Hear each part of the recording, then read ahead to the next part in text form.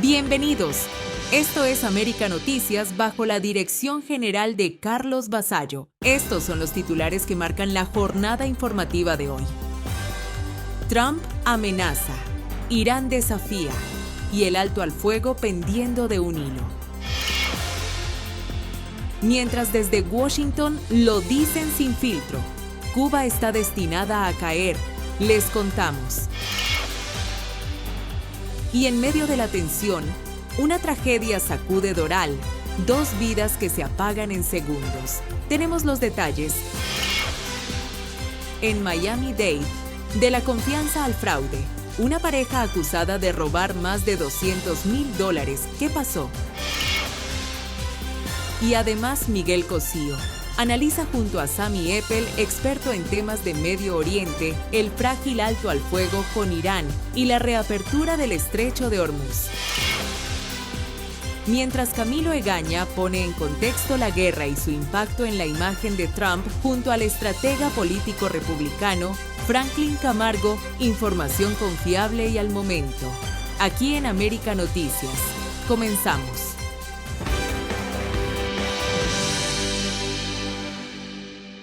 La tensión en Medio Oriente vuelve a escalar y el alto al fuego se encuentra al borde del colapso. Israel intensifica sus operaciones militares mientras Irán responde con amenazas directas en un escenario cada vez más volátil que preocupa a la comunidad internacional.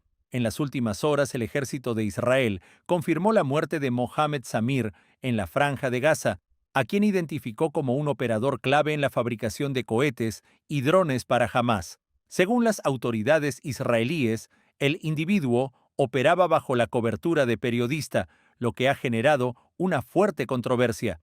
La cadena Al Jazeera denunció que se trató del asesinato de uno de sus corresponsales y calificó el ataque como deliberado. Organizaciones como Reporteros Sin Fronteras también condenaron lo ocurrido, aumentando la presión internacional sobre Israel en medio del conflicto.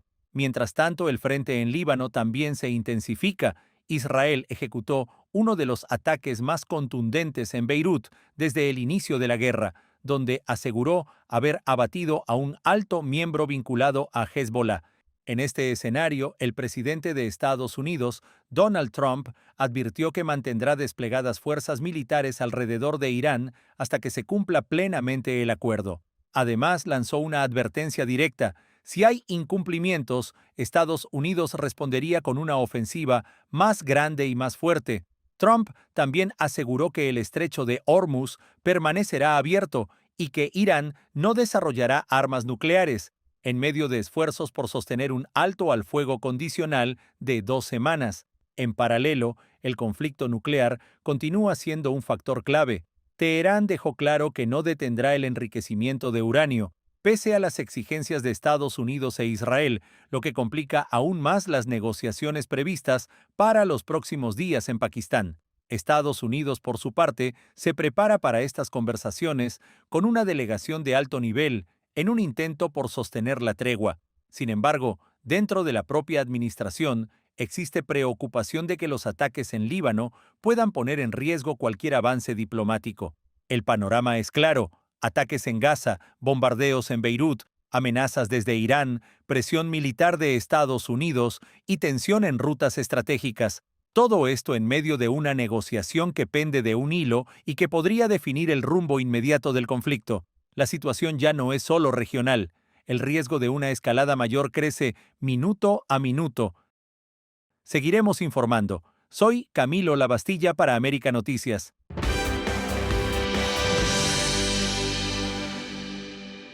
Se encienden las alarmas en Washington y el mensaje ahora es directo, sin rodeos. El régimen cubano está destinado a caer. El régimen cubano está destinado a caer. El país es muy débil. Se encuentran en una posición económica muy débil, obviamente financiera. El pueblo cubano está harto de su gobierno y con razón. Y estas conversaciones y discusiones continúan al más alto nivel de nuestro gobierno. La portavoz Caroline Leavitt salió a aclarar una frase que ya había encendido el debate cuando el presidente Donald Trump lanzó en Miami aquella advertencia que no pasó desapercibida: Cuba es la siguiente. Lo que ahora se explica desde el gobierno estadounidense es que no se trató de un comentario improvisado, sino de una señal. Según la Casa Blanca, Cuba atraviesa una posición extremadamente débil, tanto en lo económico como en lo financiero, con un creciente desgaste interno. En paralelo, el secretario de Estado Marco Rubio ya había adelantado lo que hoy cobra más fuerza, que Cuba estaría entrando en su etapa final. Las personas a cargo del aparato de gobierno allí son incompetentes e incapaces de resolver estos problemas. Creo que Cuba necesita dos cosas: reformas económicas y reformas políticas. No se puede arreglar su economía si no se cambia su sistema de gobierno. Pero están en serios problemas, no hay duda de eso. Y ya sabes, pronto tendremos más noticias al respecto. Pero mientras públicamente el discurso es de máxima presión, en privado se mueven otras piezas. La vicecanciller cubana Josefina Vidal confirmó que existen contactos entre ambos gobiernos. Al mismo tiempo, el régimen cubano intenta enviar señales. Liberaciones de presos, gestos diplomáticos y movimientos calculados buscan aliviar tensiones, aunque las cifras de presos políticos siguen siendo uno de los puntos más sensibles y observados por la comunidad internacional. La presión aumenta, los contactos existen y el discurso se endurece. Cuba es una nación fallida. Cuba también quiere llegar a un acuerdo, y creo que muy pronto llegaremos a un acuerdo o haremos lo que sea necesario. Estamos hablando con Cuba, pero vamos a tratar con Irán antes que con ustedes. Han estado esperando 50 años tratando de resolverlo. Se negaron. Así que creo que algo bueno sucederá. No hay anuncios concretos ni fechas sobre la mesa, pero el mensaje es claro y cada vez más insistente. Algo se está moviendo. Y mientras crecen las señales desde ambos lados, una frase vuelve a resonar con fuerza en el escenario político. Cuba es la siguiente, porque más allá de las declaraciones oficiales, la sensación que se instala es otra, que algo podría estar por pasar y que ese momento podría estar más cerca de lo que muchos imaginan, informó Leticia Grao para América Noticias.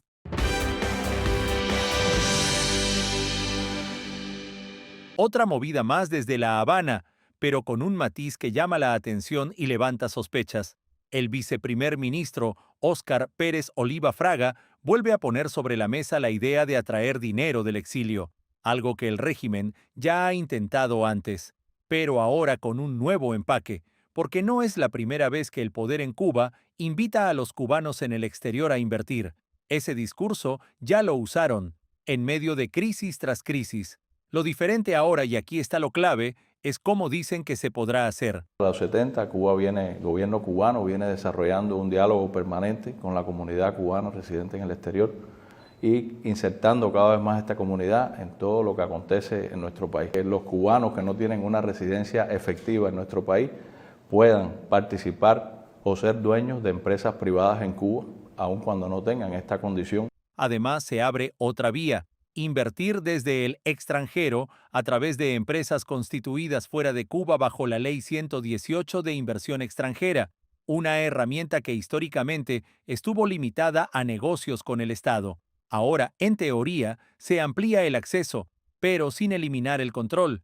También se incluye la posibilidad de participar en fondos de inversión, e incluso en proyectos agrícolas con acceso a tierras en usufructo. Un cambio de discurso, impulsado más por necesidad que por convicción. Sin embargo, el sistema sigue siendo el mismo, un modelo centralizado, con reglas controladas por el Estado, donde cualquier inversión depende de autorizaciones oficiales, y donde las condiciones pueden cambiar sin previo aviso, y eso pesa, porque invertir no es solo poner dinero, es confiar, y la confianza, en el caso cubano, ha sido históricamente débil.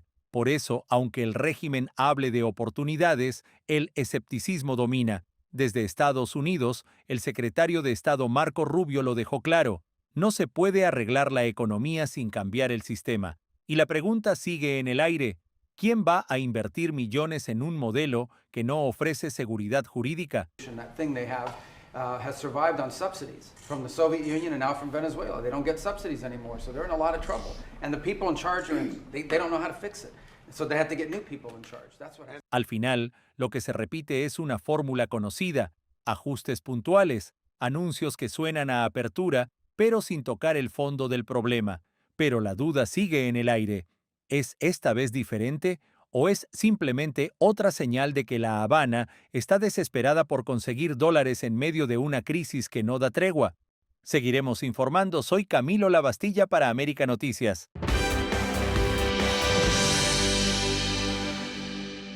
Continúan las investigaciones y con ellas, Las preguntas que siguen sin respuesta tras una tragedia que sacudió a toda una comunidad en Doral. A más de 24 horas del accidente, las autoridades de Miami-Dade mantienen abiertas las indagaciones para determinar qué provocó el violento choque que terminó en llamas.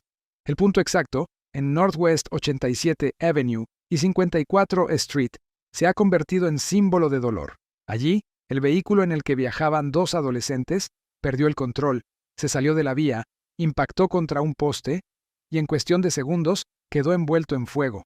Un escenario extremo, sin margen de reacción. Las víctimas fueron identificadas como Mateo Dávila, de 17 años, y Alessia Tucci, de 16, estudiantes de Downtown Doral Charter Upper School, pareja, y con una rutina que, como la de muchos jóvenes, parecía normal hasta ese momento. Se dirigían a un torneo de baloncesto, cuando todo terminó. Hoy, los investigadores intentan reconstruir segundo a segundo lo ocurrido dentro de ese vehículo. No hay conclusiones oficiales, pero el análisis técnico ya está en marcha. Velocidad, condiciones de la vía, posibles distracciones o fallas mecánicas, cada elemento será clave para entender qué salió mal. Mientras tanto, el impacto se traslada a las aulas.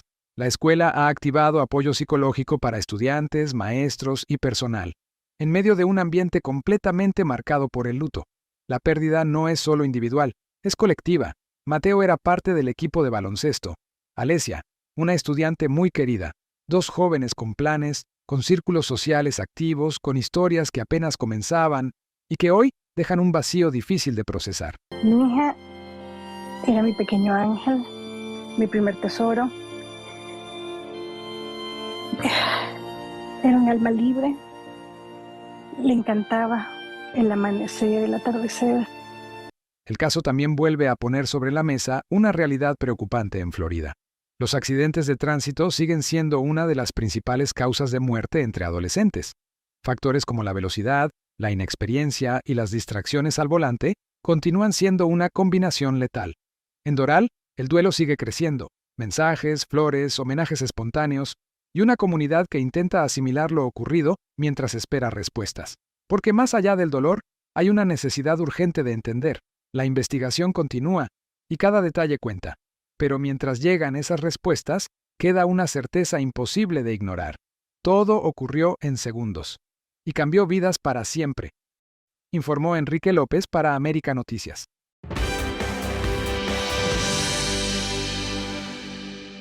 Una historia que empieza con confianza y termina en traición. Una pareja de origen cubano está en el centro de un escándalo de fraude en Miami-Dade, acusada de montar un esquema que habría dejado a sus propias amistades sin más de $200,000. Las autoridades identificaron a los implicados como María Blasco Díaz, de 64 años, y su esposo Antonio Díaz, de 65. Según los investigadores, durante casi 3 años habrían operado un plan que combinaba lujo, descuentos irresistibles y promesas que nunca se cumplieron. El gancho era claro: relojes Rolex, joyas exclusivas y hasta viajes en crucero a precios supuestamente especiales de amigos y familia.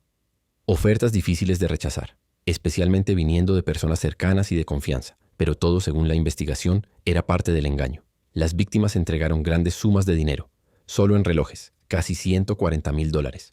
A eso se sumaron pagos adicionales por joyas y paquetes de viaje, incluyendo un crucero en el Odyssey of the Seas de Royal Caribbean que nunca existió. Y cuando llegaba el momento de cumplir, empezaban las excusas: retrasos, problemas de envío, supuestos controles de calidad, historias que se repetían mientras el dinero ya no estaba. Incluso, cuando algunas víctimas comenzaron a exigir respuestas, recibieron cheques como reembolso, que terminaron rebotando por falta de fondos. Según el informe, las cuentas desde donde se emitieron prácticamente no tenían dinero. El monto total del fraude asciende a más de $200,000, sin que se entregaran los productos prometidos, ni se devolviera el dinero. En el centro de todo nuevamente aparecen los nombres de María Blasco Díaz y Antonio Díaz, señalados por las autoridades como los responsables de sostener este esquema durante años, aprovechándose, según la investigación, de la cercanía con las víctimas. El caso deja al descubierto un patrón que se repite cada vez más en el sur de Florida.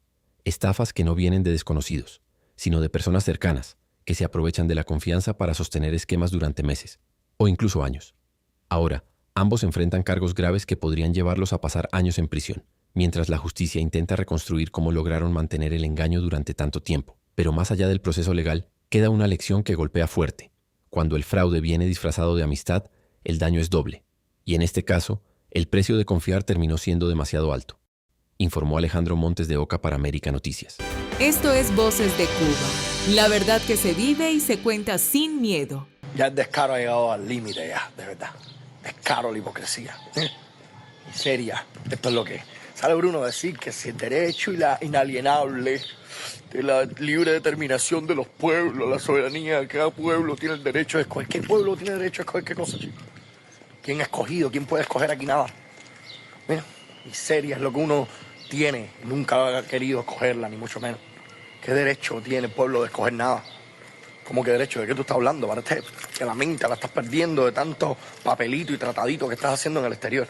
Se te olvidó la realidad del cubano, ¿verdad? Se te olvidó que aquí sale alguien a hablar, a decir, a opinar diferente a lo que el sistema político del país, que nadie quiere, pero sale alguien a decirlo, como es el caso de Ana Sofía, como es el caso de los muchachos fuera de la caja, y ahí están tocándole la puerta, mandando citaciones, aterrorizando a los familiares, haciendo de todo, solamente por opinar y pensar diferente. Nunca nadie ha hecho nada, nunca han hecho una huelga, nunca han hecho nada. Pacífico. ¿Qué derecho tú estás hablando? Soberanía. La soberanía no la tiene el Estado cubano de permanecer ahí, la tiene el pueblo de elegir lo que quiere, y el pueblo no lo quiere. No lo quiere. Ah, claro, pero con represión, palos en la espalda y golpes, ¿quién va a salir? ¿Quién está dispuesto? Claro que no, unos pocos a hablar y opinar. Y ahí está, ¿qué determinación? ¿Quién puede determinar aquí? Bueno, es la hipocresía. Libertad es lo que necesita esta tierra. Libertad y que se acabe ya la miseria y la maldad provocada por un sistema político tan diabólico. Libertad para Cuba. Dios bendiga a Cuba. Libertad a tantos presos políticos. Libertad a los presos políticos. Presos por estar defendiendo y opinando. Ahí, serio. Soberanía, ¿no? Soberana cara. Esto es Voces de Cuba. La verdad que se vive y se cuenta sin miedo. Para que estés mejor informado, te dejamos con nuestras noticias en un minuto. Cuba responde a Estados Unidos y niega fraude al Medicare. La Cancillería cubana rechazó las acusaciones de funcionarios estadounidenses que vinculan a Cuba con un supuesto fraude masivo al programa Medicare en Florida. En un comunicado, el MINREX calificó esas versiones como una calumnia y aseguró que no existe evidencia que respalde esa acusación. Además, el gobierno cubano insistió en que mantiene una postura firme contra el crimen transnacional y ha colaborado con Washington en temas como terrorismo, narcotráfico y ciberseguridad. La respuesta llega luego de varios señalamientos desde la administración Trump que relacionaron al régimen con esquemas de fraude en el sur de la Florida. La Cancillería sostuvo que esas declaraciones forman parte de una campaña política promovida por sectores anticubanos en Estados Unidos. En medios oficiales, La Habana también remarcó que esas acusaciones buscan dañar su imagen internacional y desviar la atención de otros problemas internos en Estados Unidos. Influencer cubana genera $200,000 en 24 horas en OnlyFans y desata polémica. Una influencer cubana provocó polémica tras asegurar que generó $200,000 en solo 24 horas dentro de OnlyFans. Una cifra que rápidamente explotó en redes. El dato reavivó el debate sobre cuánto dinero se mueve realmente en la plataforma y sobre el impacto que tienen estas creadoras de contenido en la comunidad cubana digital.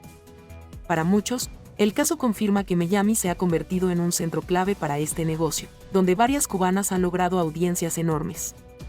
Las reacciones fueron inmediatas. Hubo quienes celebraron el éxito económico y quienes criticaron el tipo de contenido que impulsa esa popularidad. El tema también abrió conversación sobre el peso de las redes, la monetización de la imagen y el fenómeno de las figuras cubanas que saltan de la música o el entretenimiento al contenido para adultos. En cualquier caso, la cifra volvió a poner a OnlyFans y a sus creadoras cubanas en el centro de la conversación viral. ¿Qué tan cierto hay que ya tú tienes tu OnlyFans abierto y que en menos de un día de 24 horas hay tantos hombres que tenían morbo contigo que te escriben y desde que se enteran que tú tienes un OnlyFans ha facturado como $200,000 en 24 horas? Amén. Así mismo. Y que Dios y todos los santos siempre me sigan apoyando y me bendigan. 200,000. 200K. Esto es Destino. Yubran Luna reaparece y lanza mensaje tras polémica de Imaray Ulloa. Yubran Luna volvió a aparecer públicamente y lanzó un mensaje en medio de la conversación mediática que sigue generando su ruptura con Imaray Ulloa. Aunque no entró en detalles profundos, su reaparición llamó la atención porque ocurre después de semanas de comentarios, rumores y reacciones en redes sobre la vida sentimental de ambos. El comediante ha intentado retomar su imagen pública mientras el tema sigue siendo comentado entre sus seguidores. La polémica no solo ha girado en torno a la separación, sino también al formato de sus proyectos y a cómo ambos han manejado el asunto delante del público. En redes, algunos usuarios interpretaron su mensaje como una forma de cerrar etapa, mientras otros lo vieron como una señal de que todavía hay tensión alrededor del caso. De una forma u otra, la historia siguió alimentando la curiosidad del público cubano que sigue cada movimiento de esta pareja mediática.